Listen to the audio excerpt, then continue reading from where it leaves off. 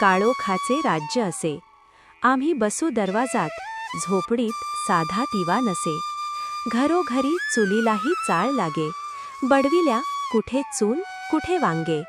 जाई वास त्याचा, पोटात असे अंधार सारा, तसे येई भडभडून आसवांच्या डोळ्यांत धारा.